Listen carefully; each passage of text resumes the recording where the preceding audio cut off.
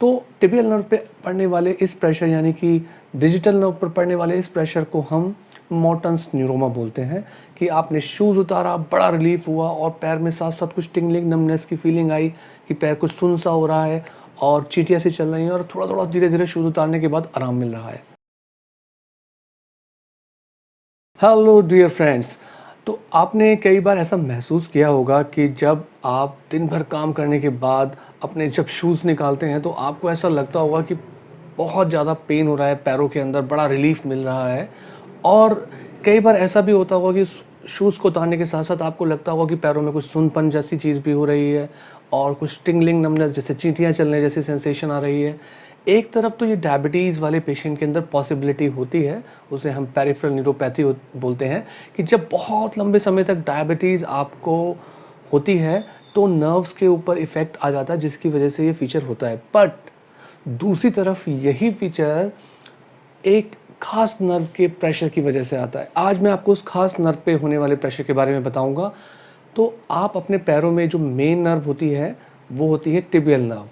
Tibial nerve जब नीचे जाते जाते अपनी अलग अलग ब्रांचेस बनाती है तो ऐसे ही दो ब्रांचेस के मिलने से एक डिजिटल नर्व बनती है। डिजिटल मतलब डिजिट यानी कि फिंगर के पास वाली नर्व।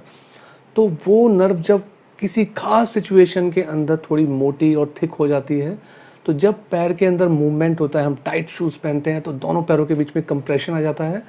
उस कंप्रेशन की वजह से नर्व के ऊपर असर पड़ता है। और ध्यान रखिए कि कहीं भी अगर आपके पैरों के अंदर नर्व में टिंगलिंग नमनेस जैसा फीचर आता है तो वो हमेशा कहीं ना कहीं नर्व से जुड़ा होगा, चाहे वो नर्व स्पाइनल कॉर्ड की हो यानी कि रीढ़ की हड्डी की हो, चाहे वो शरीर की कोई और नर्व हो। तो टिबियल नर्व पे पड़ने वाले इस प्रेशर यानी कि डिजिटल नर्व पर पड़ने वाले इस प्रेशर को हम मोटन्स न्यूरोमा बोलते हैं कि आपने शूज़ उतारा, बड़ा रिलीफ हुआ और पैर में साथ साथ कुछ टिंगलिंग नमनेस की फीलिंग आई कि पैर कुछ सुन सा हो रहा है और चींटियाँ सी चल रही हैं और थोड़ा थोड़ा धीरे धीरे शूज़ उतारने के बाद आराम मिल रहा है। तो ये जो सिचुएशन होती है, पैर में अलग अलग उंगलियों के बीच के स्पेस होते हैं। ऐसे ही एक स्पेस को जो तीसरी और चौथी फिंगर के टोस के स्पेस के बीच की जगह होती है जिसे हम थर्ड वेब स्पेस बोलते हैं, वहाँ पे नर्व मोटी हो जाती है। तो जब टाइट शूज़ पहनते हो तो वो नर्व कंप्रेस होती है। तो उसके कंप्रेस होने की वजह से आपके अंदर पेन और टिंगलिंग नमनेस वाली सिचुएशन आती है और जो शूज़ उतारने पे आराम करती है। अब करना क्या है? तो सबसे पहले इसके लिए आप फिज़िकली एग्ज़ामिन करके देखेंगे। आप बिना शूज़ के जब फिज़िकली एग्ज़ामिन करके देखेंगे तो आप उन सारे टोज़ को दबा के देखेंगे।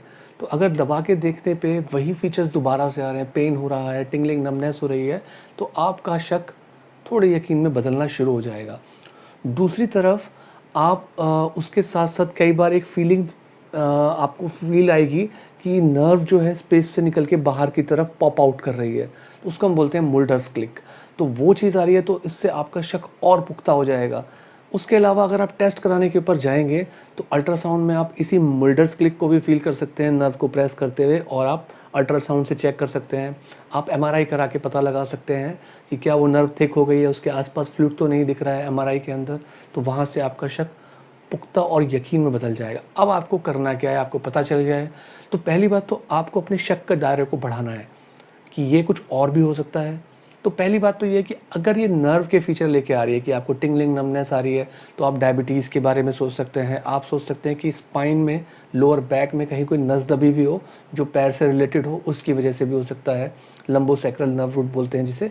उसके अलावा आप देख सकते हैं कि अगर टिंगलिंग नमनेस नहीं आ रही है, खाली पेन हो रहा है, तो कुछ लोग बहुत ज़्यादा चलते हैं तो बहुत ज़्यादा चलने से उनके ऊपर इतनी स्ट्रेस आ जाती है पैर के ऊपर कि एक माइक्रो फ्रैक्चर्स हो जाते हैं। उसे हम बोलते हैं स्ट्रेस फ्रैक्चर।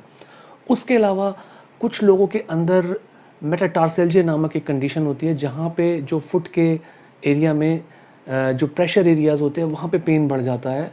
तो आप उसको भी जज कर सकते हैं। और फाइनली जब आपने इन चीज़ों को रूल आउट करके इस चीज़ को टेस्ट से क्लियर कर लिया है तो अब करना क्या है? करना ये है कि सबसे पहली बात ये है कि आपको अपने शूज़ चेंज करने हैं। शूज़ चेंज करेंगे, जो ब्रॉड शू होगा तो नर्व कंप्रेस नहीं होगी, पेन नहीं होगा, आपकी लाइफ ईज़ी हो जाएगी। इतनी बड़ी बात सुनने से अच्छा कि आप सिर्फ शूज़ चेंज कर लें। बट कई बार नर्व इतनी बढ़ जाती है, इतनी एनलार्ज हो जाती है कि उसके बाद भी आपको रिलीफ़ नहीं मिलता है, तो हमारे पास इंजेक्शन का सॉल्यूशन आता है। नॉर्मली लोग डर जाते हैं इंजेक्शन को देख के, बट इंजेक्शन का सॉल्यूशन होता है कि स्टेरॉइड के इंजेक्शन हम उस लोकल जगह को आइसोलेट करके या अल्ट्रासाउंड से उसको डिफाइन करके अल्ट्रासाउंड करते करते उस जगह तक पहुंच के उसको डाल देते हैं। स्टेरॉइड करता क्या है? देखिए, स्टेरॉइड के बारे में बहुत सारी भ्रांतियाँ हैं, बहुत सारे डाउट्स रहते हैं, पर लोकल स्टेरॉइड एक एक्सीलेंट ड्रग है। अगर कोई कॉन्ट्राइंडिकेशन नहीं है कि कोई डायबिटिक या इन्फेक्शन की लोकल सिचुएशन नहीं है, तो उससे जो इन्फ्लेमेशन और पेन होता है वो एकदम से गायब हो जाता है, तो वो चीज़ इसमें काम कर जाती है।